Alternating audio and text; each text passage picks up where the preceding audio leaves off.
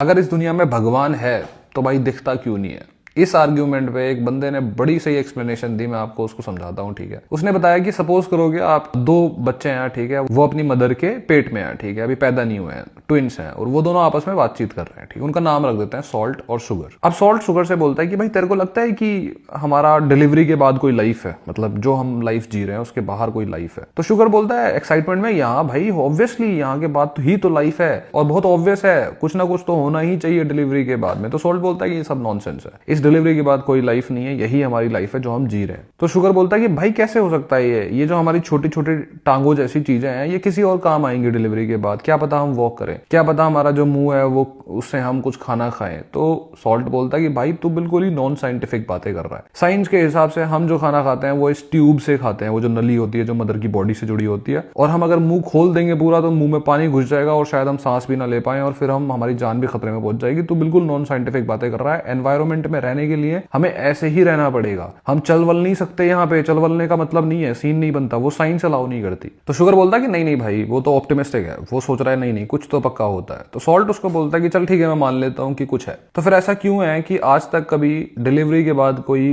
वापस लौट के नहीं आया? फील करके देखो आप इस बात को, रिलेट करके देखो इस बात को आप। अब इन दोनों की बहस में शुगर आगे से बोलता है, ऑप्टिमिस्टिक बंदा, वो बोलता है कि चल ठीक है जो भी है जैसा भी है, मुझे इतना पता है कि मदर तो है, मतलब भगवान तो है उसका जो हमारी दुनिया को सेफ रखता है और वो हमारी हमेशा केयर करेगा। तो सॉल्ट बोलता है कि भाई फिर से तू बेवकूफी कर रहा है, कहाँ है मदर, अगर है दिखती क्यों नहीं? ये तो वही बात हो गई कि तुम ऐसी चीज पे बिलीव कर रहे हो जो तुम्हें दिख नहीं रही है, बस इसलिए बिलीव कर रहे हो क्योंकि तुम ऑप्टिमिस्टिक रहना चाहते हो। तो शुगर बोलता है कि भाई वो हमें फीड कर रही है, हमारी चारों तरफ है। तो सॉल्ट बोलता है कि ये साइंस है भाई, जिस कोड से हमें खाना मिल रहा है, प्लेसेंटा जो हमें फूड और न्यूट्रिएंट्स भेजता है, ये सब कुछ साइंस है चारों तरफ हमारे। थोड़ा बहुत भी ऊपर नीचे हुआ तो हमारी जान चली जाएगी और हमारी मदर जो है वो हमें बचा नहीं पाएगी क्योंकि वो है ही नहीं। तो शुगर उसको बोलता है कि भाई ये हमारे चारों तरफ जो भी तू देख रहा है, छोटे छोटे टिश्यूज, छोटी छोटी नलियां या इवन ब्लड या कुछ भी छोटा छोटा पार्ट, वो सब कुछ हमारी माँ है, मदर है, जो हमें सेफ करके रख रही है और हम उसका हिस्सा हैं। इसीलिए हम मदर को देख नहीं पा रहे क्योंकि हम उसी का हिस्सा हैं। अगर तू बहुत ही शांति से चुपचाप ये फील करने की कोशिश करे